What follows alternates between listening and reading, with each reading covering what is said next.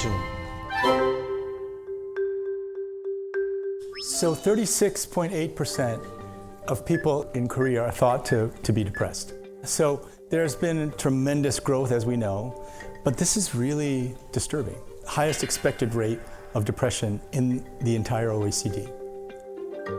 So what's to blame? So Jonathan Haidt says that the front-facing camera, because of social media, and high-speed internet access, if you put those together, anxiety and depression among young people goes up. So once again, Korea is the highest social media usage. And Korea at 89.3% is about 1.7 times that of other countries. So we know that the use of social media and anxiety and depression are linked, and Korea is one of the most difficult situations in the world. Right? So another thing that you ask, okay, so 36.8% of all Koreans have depression. How many of them get treated? Only 2% of Korean people get access to antidepressive therapy. So again, this shouldn't surprise us that suicide rates are high. If the highest rate of depression and lowest rate of treatment, there really is the lowest rate of treatment in OECD. Loneliness, we know that so-called 고독사, right?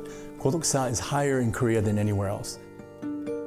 One of my former students was the Surgeon General, the top doctor in the United States, and he said, if you answer yes on a questionnaire when they ask you, are you lonely? It shortens your life the equivalent of smoking 15 cigarettes a day. So it has a direct effect. Anxiety and loneliness have so much to do with suffering, and it's an entirely treatable phenomenon. And the only way to fix it is for the Korean people to demand that it gets fixed. Right?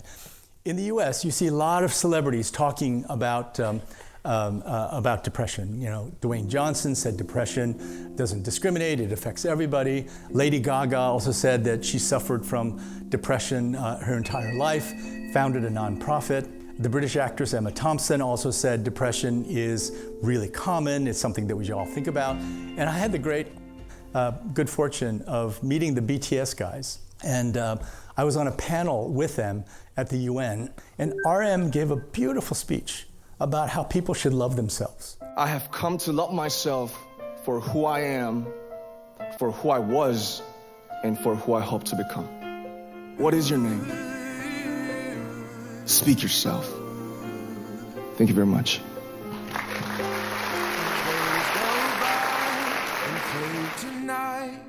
It wasn't specifically about depression, not specifically about suicide, but it was wonderful. So there's the possibility that we can talk about this more effectively.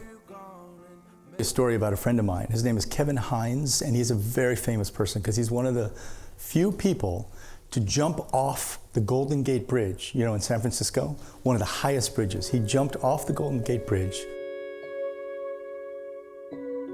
and he wasn't either killed or paralyzed. There are only about 3 or 4 people in history who've jumped and were not killed or paralyzed. So Kevin is still there, and he still struggles. But here's what he told me that was just so powerful.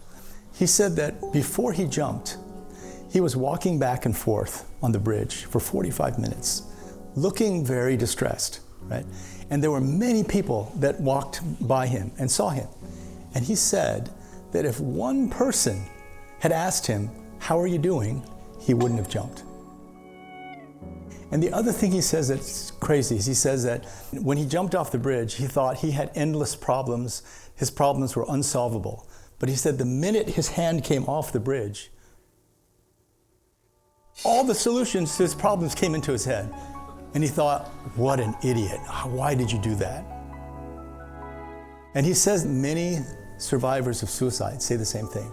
When they actually take the action, they go, oh my God, what am I doing? When I was in my hometown, Muscatine, Iowa, one of the things that one of the mothers who lost a child told me, and told the entire audience, she said, you know, I just want you to know that my daughter did not want to die. She just wanted the pain to end, right? She said, I don't believe she wanted to die. I don't believe she wanted to leave us. I believe she wanted to make the pain end. And so this is why it's so important to train people in seeing what's going on with others. There are some things that are happening out there in the world that are very encouraging, but then there are also things about Korea. My understanding is that the percentage of the health budget that's spent on mental health in Korea is only 1.9%. And that's extremely low. It should be 5% and above. And at the same time, there are great programs. So we started called Mindful Connect or Mind SOS. And one of our colleagues, Dr. Baek Jong-ho, he started a program called, it's 보고 듣고 말하기, right? It's essentially what we call psychological first aid. So you know, it's very popular for learning CPR and learning first aid, right? And so back in the United States, I'm trying to train everybody on a college campus in psychological first aid. And what you're taught is how do you spot people who might be in trouble? So when I took my psychiatry classes, and also when I was a doctor, what they would say is, if you walk into a room with someone and you feel depressed, it's likely that that person might be depressed. But the psychological first aid teaches you how to look around and ask yourself the question, hey, could these people be in trouble? And then you listen intently. And then if you think this person is at risk, here are the numbers to call. 109, right, in Korea, right? 백구, right? There are things to do that you can do. So I think it would be great if everyone in Korea was trained in psychological first aid, because the experts believe that every single suicide is preventable. There were 14,000 suicides a year in Korea. Every one of those lives we could have saved. So UK started a ministry of loneliness. And that minister's job is to find the people who are lonely, isolated, and try to put programs together. Japan also, after COVID-19, appointed a minister for loneliness and isolation. Wow. And you know, I was also deeply inspired by the efforts of these two countries, because I believe Korea can do it as well, right? There's no reason Korea can't do that. So I really hope that everyone here, please ask us afterwards. We can help you get access to psychological first aid training. That's the kind of literacy that Koreans need to have. You know, the great sociologist Emil Durkheim said that he wrote this book called Suicide, and he said, high suicide rate is the surest indication of a society that has lost its social integration. They've lost each other, right? I think Koreans are capable of enormous empathy. And the example I often give, right?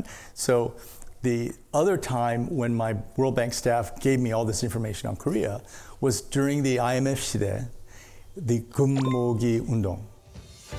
So I think it was a total of 3.2 million Koreans just came to the ministry, dropped their gold. And the total value was $2.3 billion US. $2.3 billion US. And my World Bank staff said it was the greatest act of human solidarity they had ever seen. So what we need empathy to grow.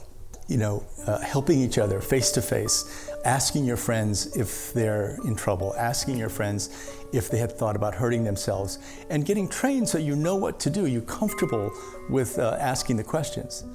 And unfortunately, I think it's no exaggeration to say that Korea is the country right now most in need of what we might call the miracle of empathy, an outpouring of empathy that's so different from all the bullying that you hear about.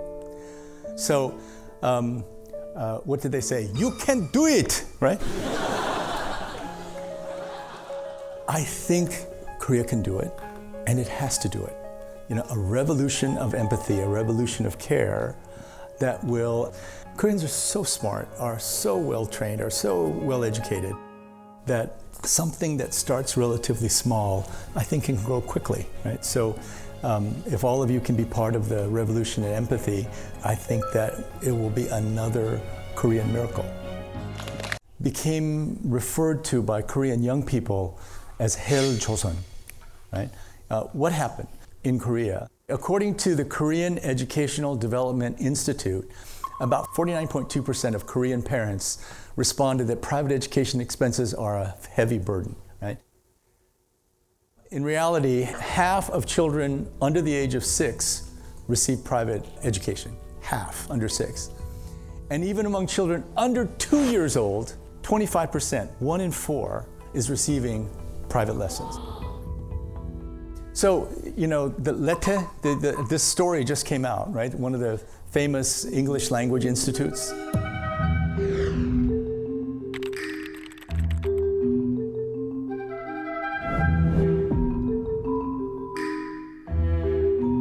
So, Hell Joseon means that there's a cruelty of the experience. What I've heard from some young people is, I am not going to have children. Why would I subject another human being to the hell that I had to go through? Okay.